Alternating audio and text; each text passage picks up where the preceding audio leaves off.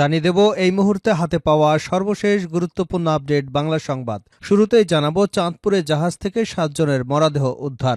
চাঁদপুরের মেঘনায় জাহাজ থেকে 7 জনের মরদেহ উদ্ধার করা হয়েছে। তবে কিভাবে তাদের মৃত্যু হয়েছে তা এখনও নিশ্চিত হওয়া যায়নি। সোমবার বেলা 1টার দিকে মরদেহের খবর পাওয়া গেছে। জানা গেছে জাহাজটির নাম এমবি আল বাখেরা। জাহাজটি নোঙর করা অবস্থায় ছিল। জানাবো হাসিনাকে ফেরত আনতে পররাষ্ট্র মন্ত্রণালয়কে চিঠি দেওয়া হয়েছে।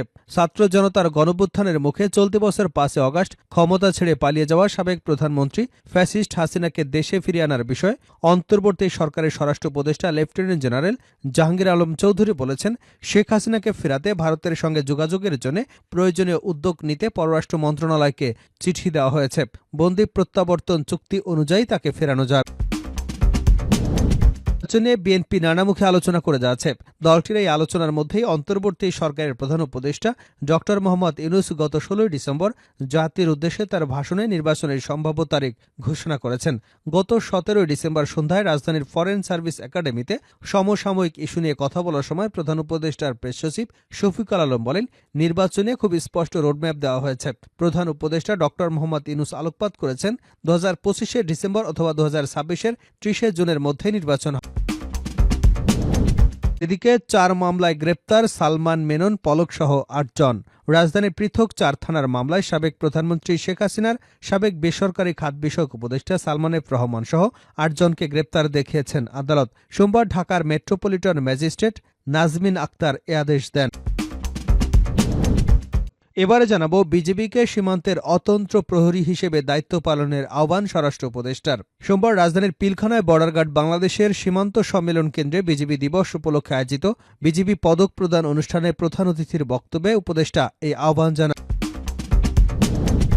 এবং সর্বশেষ জানাবো আন্তর্জাতিক সংবাদ।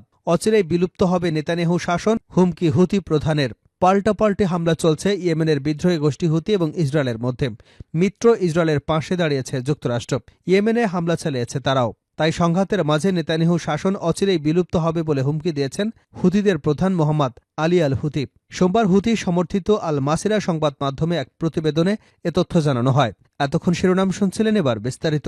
প্রিয় দর্শক, আপনি যদি এই চ্যানেলে নতুন হয়ে থাকেন, ভিডিওটি দেখতে দেখতে চ্যানেলটি সাবস্ক্রাইব করে আমাদের সঙ্গে থাকুন। আর এই ভিডিও সম্পর্কে আপনি আপনার মূল্যবান মতামতটি কমেন্ট বক্সে জানিয়ে দিন। আর হ্যাঁ প্রিয় দর্শক, জানিয়ে দিন ভিডিওটি কোথা থেকে দেখছেন। চাঁদপুরের জাহাজ থেকে 7 জনের মরদেহ উদ্ধার। চাঁদপুরের মেঘনায় জাহাজ থেকে 7 জনের মরদেহ উদ্ধার করা হয়েছে। তবে কিভাবে তাদের মৃত্যু হয়েছে তা এখনও নিশ্চিত হওয়া যায়নি।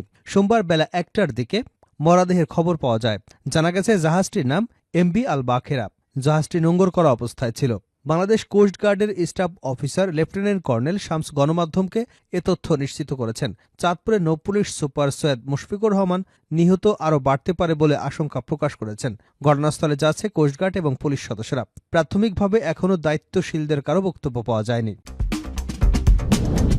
বিজেপিকে সীমান্তের অতন্ত্র প্রহরী হিসেবে দায়িত্ব পালনের আহ্বান স্বরাষ্ট্র উপদেষ্টার। বিজেপিকে সীমান্তের অতন্ত্র প্রহরী হিসেবে দায়িত্ব পালন করবার আহ্বান জানিয়েছেন স্বরাষ্ট্র উপদেষ্টা লেফটেন্যান্ট জেনারেল মোহাম্মদ জাহাঙ্গীর আলম চৌধুরী। সোমবার রাজধানীর পিলখানায় বর্ডার গার্ড বাংলাদেশের সীমান্ত সম্মেলন কেন্দ্রে বিজিবি দিবস উপলক্ষে আয়োজিত বিজিবি পদক প্রদান অনুষ্ঠানে প্রধান অতিথির বক্তব্যে আহ্বান জানান তিনি। উপদেষ্টা বলেন, বর্ডার গার্ড বাংলাদেশ 229 বছরের ঐতিহ্যবাহী সীমান্তরক্ষী বাহিনী। সীমান্ত রক্ষা সহ আইনশৃঙ্খলা রক্ষায় বেসামরিক প্রশাসনকে সহায়তা প্রদান, বিভিন্ন দুর্ঘটনা, প্রাকৃতিক দুর্যোগ, জরুরি পরিস্থিতি মোকাবেলা সহ দেশ গঠনমূলক বিভিন্ন কাজে বিজিবির ভূমিকা এবং পেশাদারিত্ব প্রশংসার দাবিদার। বাংলাদেশের মানুষের আস্থার প্রতীক হয়ে সীমান্তের অতন্ত্র প্রহরী হিসেবে এ বাহিনীকে তাদের উপর অর্পিত দায়িত্ব সুচারুরূপে পালন করতে হবে। লেফটেন্যান্ট জেনারেল মোহাম্মদ জাহাঙ্গীর আলম চৌধুরী বলেন, মহান মুক্তিযুদ্ধে বিজিবির সাহসী এবং গৌরবময় ভূমিকা অত্যন্ত প্রশংসনীয়। এ বাহিনীর প্রায় 12,000 বাঙালি সদস্য মুক্তিযুদ্ধে সক্রিয়ভাবে অংশগ্রহণ করেন। তাদের মধ্যে 2 জন বীর শ্রেষ্ঠ, 8 জন বীর উত্তম, 32 জন বীর বিক্রম, 77 জন বীর প্রতীক, মোট 817 জন সদস্য মহান মুক্তিযুদ্ধে শহীদ হন। তিনি এ সময় মহান মুক্তিযুদ্ধে তাদের গভীর আত্মত্যাগের কথা অত্যন্ত শ্রদ্ধার সঙ্গে স্মরণ করেন। উপদেষ্টা আরও বলেন, বর্ডার গার্ড বাংলাদেশের বীরত্ব এবং ঐতিহ্যের গৌরবান্বিত এক সুশৃঙ্খল বাহিনী। দেশ মাতৃকার সেবায় নিয়োজিত বিজিবি সদস্যদের সবচেয়ে বড় হাতিয়ার তাদের দেশপ্রেম, সততা এবং অটুট মনোবল। সীমান্তের প্রতিটি ইঞ্চি রক্ষা, চোরাচালান বন্ধ করতে বিজিবি সদস্যদের হতে হবে দৃঢ় ও নির্ভীক। একইভাবে অভ্যন্তরীণ পরিস্থিতি মোকাবেলায় হতে হবে দায়িত্বশীল ও জনবান্ধব। তিনি বলেন, উন্নত সুশৃঙ্খল বাহিনীর সফলতা নির্ভর করে সত্যবাদিতা এবং প্রতিটি স্তরে চেইন অব কমান্ড প্রতিষ্ঠার উপর। উপদেষ্টা এ সময় চেইন অব কমান্ড সুদৃঢ়ভাবে অনুসরণ করে সততার সঙ্গে বিজিবির সদস্যদের দায়িত্ব পালনের আহ্বান জানান। হাসিনাকে ফেরত আনতে পররাষ্ট্র মন্ত্রণালয়কে চিঠি দেওয়া হয়েছে স্বরাষ্ট্র উপদেষ্টা। ছাত্র জনতার গণঅভ্যুত্থানের মুখে চলতি বছর 5 আগস্ট ক্ষমতা ছেড়ে ভারতে পালিয়ে যাওয়া সাবেক প্রধানমন্ত্রী ফ্যাসিস্ট হাসিনাকে দেশে ফিরিয়ে আনার বিষয়ে অন্তর্বর্তী সরকারের স্বরাষ্ট্র উপদেষ্টা লেফটেন্যান্ট জেনারেল অবসরপ্রাপ্ত জাহাঙ্গীর আলম চৌধুরী বলেছেন, শেখ হাসিনাকে ফেরাতে ভারতের সঙ্গে যোগাযোগের জন্য প্রয়োজনীয় উদ্যোগ নিতে পররাষ্ট্র মন্ত্রণালয়কে চিঠি দেওয়া হয়েছে। বন্দি প্রত্যাবর্তন চুক্তি অনুযায়ী তাকে ফেরানো যাবে। সোমবার রাজধানীর পিলখানায় বর্ডার গার্ড বাংলাদেশের সদর দপ্তরে বিজিবি দিবস উপলক্ষে পদক প্রদান অনুষ্ঠানে তিনি একথা বলেন।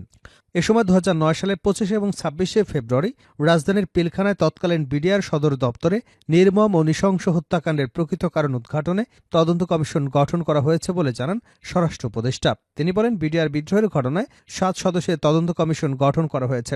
রোববার রাতে প্রধান উপদেষ্টা এতে সই করেছেন। কুমিল্লায় মুক্তিযোদ্ধা হেনস্থাকারীদের আইনের আওতায় আনার দাবি জানিয়ে জাহাঙ্গীর আলম আরও বলেন, যারা মুক্তিযোদ্ধাদের হেনস্থা করেছেন তাদের আইনের আওতায় অবশ্যই নিয়ে আসব।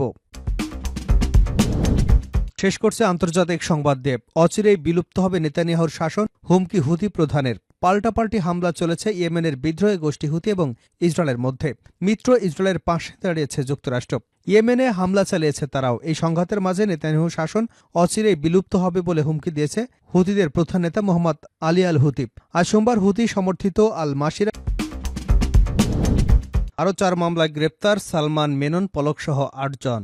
রাজধানীর পৃথক 4 মামলায় সাবেক প্রধানমন্ত্রী শেখ হাসিনার সাবেক বেসরকারি খাত বিষয়ক উপদেষ্টা সালমান এফ রহমান সহ 8 জনকে গ্রেপ্তার দেখিয়েছেন আদালত। সোমবার ঢাকার মেট্রোপলিটন ম্যাজিস্ট্রেট নাজমিন আক্তার আদেশ দিয়েছেন। এদিন সিএমএম আদালতে সাবেক আইনমন্ত্রী আনিসুল হক জাসদ সভাপতি এবং সাবেক মন্ত্রী আসানুল হক ইনু, বাংলাদেশ ওয়ার্কার্স পার্টির সভাপতি ও সাবেক মন্ত্রী রাশেদ খান মেনন, সাবেক আইসিটি প্রতিমন্ত্রী জোনায়েদ আহমেদ পলক, পুলিশের সাবেক IGP Chowdhury Abdul Al Mamun, major general অবসরপ্রাপ্ত জিয়াউল আহসান এবং সাবেক এমপি মোহাম্মদ সাদেক খানকে হাজির করে পুলিশ।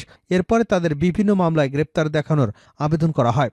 এর মধ্যে যাত্রাবাড়ী থানার মামলায় জিসান হত্যা মামলায় সালমান এফ রহমান, আনিসুল হক, হাসানুল হক ইনু, রাশেদ খান মেনন, চৌধুরী আব্দুল আল মামুনকে গ্রেপ্তার দেখিয়েছেন আদালত। এছাড়া নিউমার্কেট থানাধীন এলাকায় শিক্ষার্থী মোহাম্মদ শামীম হত্যা চেষ্টা মামলায় গ্রেপ্তার দেখানো হয়েছে জোনায়েদ আহমেদ পলক। মোহাম্মদপুর থানাধীন শাহরিয়ার হোসেন রোকন হত্যা মামলায় সাবেক এমপি সাদেক খানকে গ্রেপ্তার দেখানো হয়েছে।